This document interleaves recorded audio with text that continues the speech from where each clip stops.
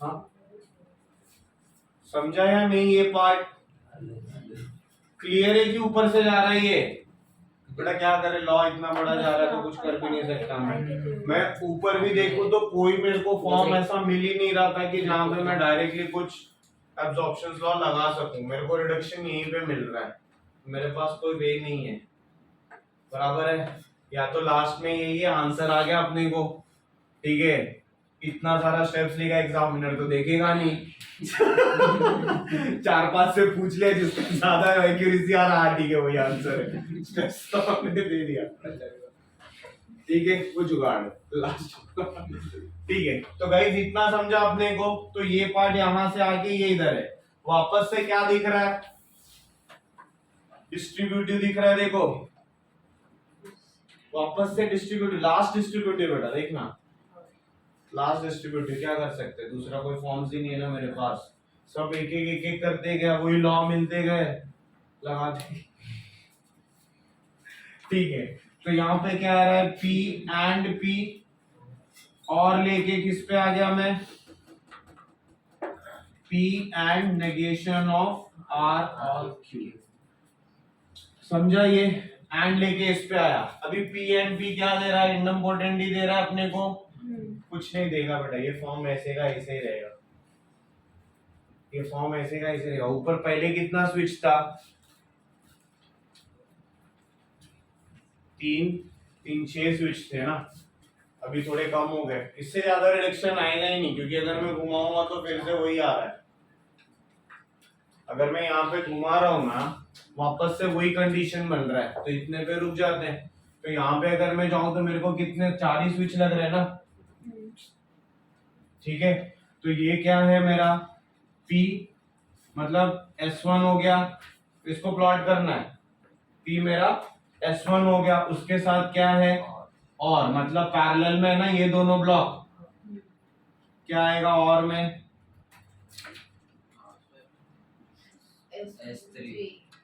नहीं ब्रैकेट खोलना पड़ेगा, नेगेशन से उसको ओपन करना पड़ेगा, क्योंकि फॉर्म बैठने नहीं देगा वो। समझा? तो नेगेशन R और क्या देगा, एंड नेगेशन Q। तो एंड पे क्या है, सीरीज है ना अपने पास, ठीक है। तो ये ब्लॉक हो गया जो इसको प्रेजेंट कर रहा है। तो ये क्या हो गया मेरा S1, ये मेरा S3 डैश और ये S2 डैश, क्लियर है ये। और इधर पे क्या आ रहा है, वापस से S1 ही आ रहा है ना, एंड है तो सीरीज में। समझा? स्विच यहाँ पे S1, दूसरा आगे रिडक्शंस में ही रहता। समझ में आएंगे नहीं? तो 6 के जगह पे 4 स्विच यूज किया, 2 का रिडक्शन मिला। क्लियर है ये? समझ में आया या नहीं? ठीक है, 4th पे जाओ।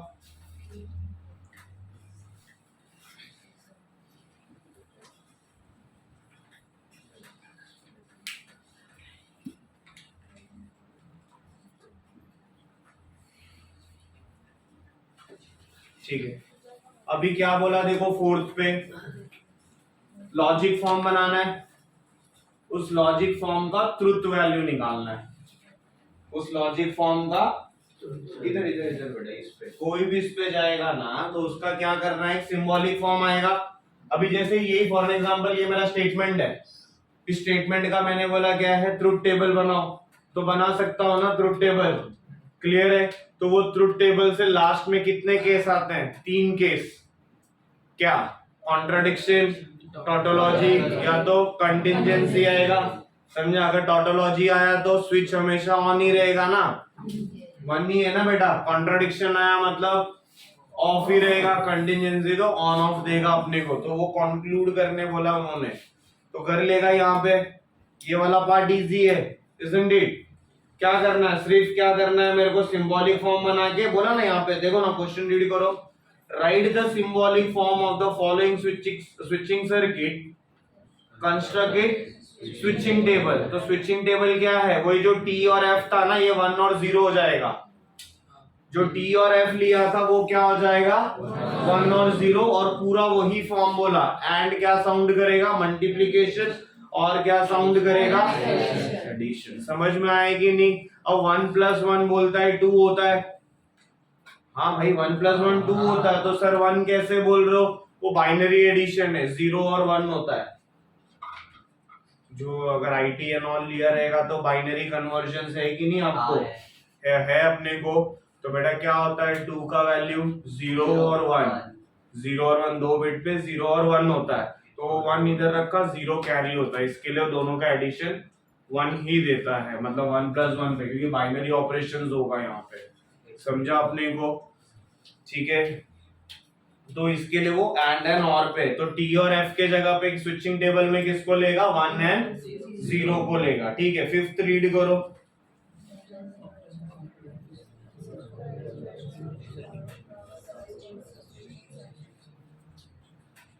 Obtain the simple logical expression, मतलब उसको रिड्यूस करना है, वो दिया हुआ फॉर्म उसको क्या करना है? रिड्यूस करना है। रिड्यूस करने के बाद क्या करना है मेरे को? सर्किट बनाना है, राइट। तो जो 5th का फर्स्ट है वो तो ऐसे ही दिख रहा है बेटा, देखो लुक एट द क्वेश्चन। सबसे पहला कौन सा लॉ दिख रहा है वहां पे? अच्छे से देखो, कॉम्प्लीमेंट दिख रहा है ना यार, कॉम्प्लीमेंट दिख रहा है। काम 25 उधर ही कर रहा है, इतना लंबा क्यों जा रहे हो? समझ में आएगी नहीं? तो कॉम्प्लीमेंट लॉ दिख रहा है ना बेटा, क्यू एंड नेगेशन क्यू। काहे के लिए रट्टा मारना, जाओ ना इस पे। तो क्यू का क्या ले लिया? टी ले लिया, तो टी एंड एफ क्या दे रहा है? टी एंड एफ देगा, एफ एंड टी एफ ही देगा, तो ये पूरा पार्ट क्या देगा? एफ देगा। ये पूरा पार्ट क्या देगा? एफ। तो अभी P और F लग रहा है, क्या लग रहा है? P और F लग रहा है। समझ में आएगी नहीं? देखो ना, लॉ डिराइव कर रहे हैं यार, रट्टा मारने का जरूरत है क्या अपने को? समझ में आएगी नहीं? तो T और F पे आ गया मैं, सॉरी P और F पे। तो P का 2 इनपुट क्या है? T and F। वापस चेक करूं तो अभी ये कौन सा लॉ है? आइडेंटिटी लॉ, क्योंकि कॉम्प्लीमेंट ने पूरा क्या दे दिया? F दे दिया ना। तो अभी P और F पे जा रहा हूं, मतलब कौन सा लॉ लगा रहा हूं? Identity law. तो T और F क्या देगा? T और F T देगा, F और F देगा, तो TF दे रहा है, तो TF क्या देगा? P देगा ना। मतलब इसका इक्विवेलेंट स्टेटमेंट क्या है? P है। तो कितना स्विच लगा रहे हैं हम? एक ही स्विच लगा रहे हैं कि नहीं बाय रिडक्शन? समझ में आएगी नहीं है? पक्का क्लियर है ये? और कुछ डाउट है क्या? क्योंकि वही फॉर्म से बेटा आपको फिगर आउट करके रिडक्शंस मारते जाना है, उसके बेस पे आएगा। तो क्लियर है ये यहाँ पे? तो यहाँ पे अगर मैं बात करूं तो मेरे को सबसे पहला क्या है? लॉ आना चाहिए। और अब लॉ रट्टा मारने का जरूरत नहीं है, क्योंकि सामने से दिख रहा है अगर ये है तो इसका आंसर क्या होगा हम लोग फट से डिराइव कर लेते हैं ना, एज्यूम करके। समझ में आएगी नहीं? पक्का क्लियर है? तो एजम्पशंस हो गया अपना, और एक सापो याद रहेगा अपने को। क्लियर कि सीरीज बोला तो एंड लगाना है, पैरेलल बोला तो और लगाना है। समझ में आया कि नहीं है? पक्का। और एक इंपॉर्टेंट जो बोला था बेटा, याद रखना, नेगेशंस के लिए बहुत ज्यादा इंपॉर्टेंट है। कौन सा? P implies Q। P implies Q का इक्विवेलेंट स्टेटमेंट क्या है? नेगेशन P और Q। क्या है? नेगेशन P और Q। क्लियर है कि नहीं है? समझ में आया ये? और कुछ डाउट है क्या लॉजिक में? पक्का समझा अपने को? अभी इजी है? क्लियर? ठीक है, तो बुक बंद करो, यहाँ पे हम लोग डिस्कस कर लेते हैं। ठीक है, बुक बंद करो, बुक बंद कर लो। ठीक है, तो पूरा लॉजिक देख लेते हैं कि है क्या। आप लोगों ने भी पढ़ा है, मैंने भी पढ़ा है। ठीक है, देख लेते हैं। तो इजी कर दिया ना यार, एंड और सब इजी बना दिया आपका, सारे फॉर्म्स भी इजी है। ओवरऑल क्या है, लॉजिक को बेटा चैप्टर्स वाइज में डिवाइड कर लो। लॉजिक का अगर चैप्टर है तो उसको पार्ट्स में डिवाइड कर लो, सारे टर्म्स याद रहेंगे तो लॉजिक खत्म है, पढ़ने का सॉल्व करने का नीड नहीं है।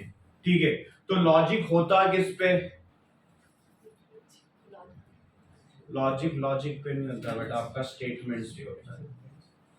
ठीक है, कल होमवर्क करके आना। ये क्या है? ऑर्डर है। कल होमवर्क करके आना, ये ऑर्डर है। तो ये स्टेटमेंट नहीं है, इस पे लॉजिक नहीं बना सकते। बराबर है कि नहीं? Please open the door even this is order. कल बारिश होगा, दो केस आ रहे, हो भी सकता है, नहीं भी हो सकता है। तो हर एक स्टेटमेंट का जिसका दो केस आता है, या तो ट्रू या तो फॉल्स, या तो राइट या तो रॉन्ग, ये लॉजिक देता है। और सर ये मैथ्स में क्यों है? क्योंकि कभी भी क्वेश्चन सॉल्व करेगा तो दो ही आएगा, या तो राइट होगा या तो रॉन्ग होगा। समझ में आएगी नहीं? मैथमेटिक्स का अगर अननोन्स का बात करेगा तो हम लोग एक्स वाई जेड लेते हैं, यहाँ पे अननोन्स को क्या ले लेते हैं? पी क्यू आर ले लेते हैं। समझ में आया ये? तो लॉजिक किस पे है? स्टेटमेंट्स पे। और mathematics is all about a statement. हर एक क्वेश्चन कुछ स्टेट करता है ना, समझा तो राइट हो जाएगा, नहीं समझा तो रॉन्ग होगा। तो दो ही कंक्लूजन दे रहा है, क्या? ट्रू या तो फॉल्स। किस पे? सिर्फ सिंगल स्टेटमेंट पे। ये डबल स्टेटमेंट होगा तो चार केस हो जाएंगे। हमने देखे ना ये DTFF कहां से आ रहे हैं, ये सब पॉसिबल केसेस है बेटा, समझा? तो ये मेरे को समझा कि पहला फॉर्म जो किस पे है, वो स्टेटमेंट्स पे। नेगेशंस पे क्या होता है? सिर्फ नॉट डाल देगा आप लोग, जो भी स्टेटमेंट है उसके अंदर नेगेटिव डाल देगा। तो नो और नॉट डाल दिया तो क्या हो गया? नेगेशन हो गया। समझा? तो अभी मैंने एंड पे बोल दिया, क्या साउंड करेगा? एंड पे मल्टीप्लिकेशन और पे प्लस। तो समझ में आएगी नहीं? टी को 1 कंसीडर कर लूंगा और एफ को 0 कंसीडर करके मल्टीप्लाई एंड ऐड करके मैं बता सकता हूँ, right? P implies Q, P implies Q, P implies Q क्या है मेरा? If and then, if P then Q, if P then Q। तो इसमें F कब होता है? जब भी TF होगा तभी F होगा, बाकी सब पे ट्रू होगा। ऐसा बोला रहेगा ना? याद है कि नहीं बेटा? बता देता हूँ, P implies Q पे T and F पे F देगा, बाकी सब पे ट्रू देगा। कि क्या बोलेगा? T and F पे F देगा, बाकी सब पे ट्रू देगा। क्लियर है कि नहीं? ये होता क्या है, ये क्यों ऐसे हो रहा है, मैं एक्सप्लेन कर रहा हूँ। ठीक है, मेरा एग्जांपल है ना, आपका एग्जांपल्स लेके एक्सप्लेन करूंगा। If and then, if and then, if मतलब गिवन, देन मतलब प्रूफ करना होता है। इफ मतलब गिवन एंड देन मतलब प्रूफ करना होता है। ठीक है, अब आते हैं इफ पे। मैं हूं, मैं सिखा रहा हूं, ठीक है, मैं सिखा रहा हूं, मतलब मैं सिखा रहा हूं, कंटिन्यू सच में सिखा रहा हूं, दैट इज टी। आपको समझ में आ रहा है, दैट इज अगेन टी। तो रिजल्ट क्या आएगा? पास। समझ में आएगी नहीं? तो टी टी पे क्या मिला मेरे को? टी मिला। मैंने नहीं सिखाया है, मैंने नहीं सिखाया, एफ है, बट आप लोग अपने मेहनत से तो पास हो सकते हो ना बेटा। तो एफ टी पे भी क्या मिला? टी मिल गया कि नहीं? अभी क्या है? दोनों एफ है ना, मैं सिखाया ना आप पढ़े, तो फेल ही हो गए, तो भी ट्रू है कि नहीं कंडीशन? बेटा एक्चुअल ना मैंने सिखाया ना आपने पढ़ाई किया, ना मैंने सिखाया ना आपने पढ़ाई किया, तो भी कंडीशन जो भी आएगा फॉल्स, मतलब जो फेल का कंडीशन आएगा वो भी सच्ची है ना। ना मैं सिखा रहा हूं ना आप लोग पढ़ रहे हो, बात खत्म। बट अगर मैं सिखा रहा हूं और आप लोग को नहीं समझ रहे और मैं बोल रहा हूं उस कंडीशन को क्या? फेल, तो गलत है कि नहीं?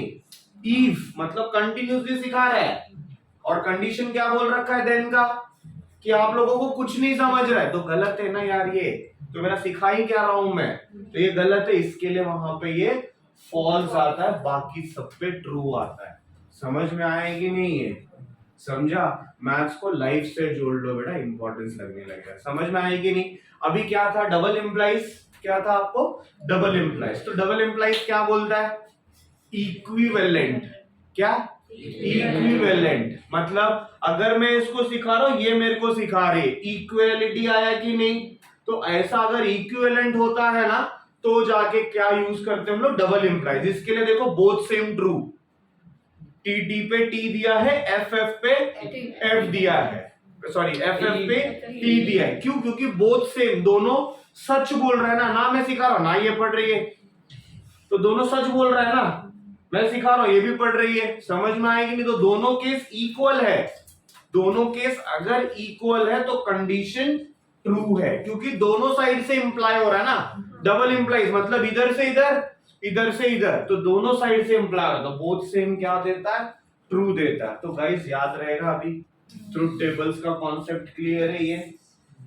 ठीक है, उसके बाद हम लोग ने अभी डिस्कस किया टोटोलॉजी, कॉन्ट्राडिक्शन एंड कंटिंजेंसी, ये भी मालूम है अपने को, ठीक है। P इंप्लाइज Q का इक्विवेलेंट स्टेटमेंट एक याद रख लो आप लोग, ठीक है। तो P इंप्लाइज Q पे 3 स्टेटमेंट्स थे, क्या? Inverse, converse and contrapositive, inverse, converse and contrapositive, ठीक है। तो P इंप्लाइज Q गिवन है, मेरे को पूछ दिया ये तीनों निकालना है, तो क्या करेंगे, याद है क्या? देखो बता, भगवान के दया से थोड़ा बहुत आता है, बता, ठीक है। देखो यहाँ पे सबसे पहला क्या है, P इंप्लाइज Q, इसका कन्वर्स निकाल दो, क्या निकाल दो? कन्वर्स। कन्वर्स में सिर्फ उल्टा कर देना है, Q इंप्लाइज P, कन्वर्स में सिर्फ उल्टा कर देना है। तो क्या है, P इंप्लाइज Q है, तो कन्वर्स क्या दे देगा बेटा? Q इंप्लाइज P, समझा कि नहीं है? ये आपको एक स्टेटमेंट देगा, वो स्टेटमेंट के हिसाब से आपको बोलेगा converted into a converse, inverse and contrapositive. सबसे पहले किसको निकालेगा? कन्वर्स को निकालेगा। किसको निकालेगा? कन्वर्स को। फिर निकाल दो इनवर्स को, ठीक है, फिर निकाल दो इनवर्स को। तो इनवर्स क्या बोलता है? Negation P implies negation Q, negation P implies negation Q, clear है? फिर निकाल दो कॉन्ट्रापोजिटिव, तो कॉन्ट्रापोजिटिव इसी को उल्टा कर दो, समझा कि नहीं? तो मैंने सीक्वेंस बना रखा है पढ़ने के लिए कि P इंप्लाइज Q, तो उसको उल्टा कर दिया तो क्या हो गया? कन्वर्स हो गया, उसी पे दोनों पे नेगेशन मार दिया तो इनवर्स हो गया, उसको उल्टा कर दिया तो क्या हो गया? कॉन्ट्रापोजिटिव हो गया। समझ में आए कि नहीं बेटा? टर्म्स याद रखने हैं आपको, ठीक है। और ड्युअलिटी बोला निकालने के लिए तो एंड और होएगा और एंड होगा, बस, बाकी कोई भी चेंज नहीं होगा। किसमें? ड्यूअल में। किसमें? ड्यूअल में। समझ में आए कि नहीं है? डी मॉर्गन्स लॉ अगेन जो देखा, ये सब क्या है? कोई स्टेटमेंट है, उसका नेगेशन निकालना है। क्वांटिफायर्स पढ़ा है? क्वांटिफायर्स कितने टाइप ऑफ क्वांटिफायर्स होते हैं? 2 टाइप ऑफ, एक कौन सा होता है? यूनिवर्सल और एक एक्सटेंशियल। भाई यही जमीन पे के ही कोई इंसान का नाम ले रहा हूं, अंतरिक्ष का नहीं नाम लिया, ठीक है। तो क्वांटिफायर्स पढ़ा था बेटा, यूनिवर्सल, एक्सटेंशियल, इसको बोलते हैं क्वांटिफायर्स, समझा? और ये क्या होता है? For all, for all, for every, जो बोलना है एवरी, समझा? ये देयर एग्जिस्ट, ठीक है, देयर एग्जिस्ट सम, ठीक है, सम बोला तो उसमें वन आ जाएगा, क्लियर है कि नहीं है? इसको बोलते हैं क्वांटिफायर्स, समझा? क्लियर है?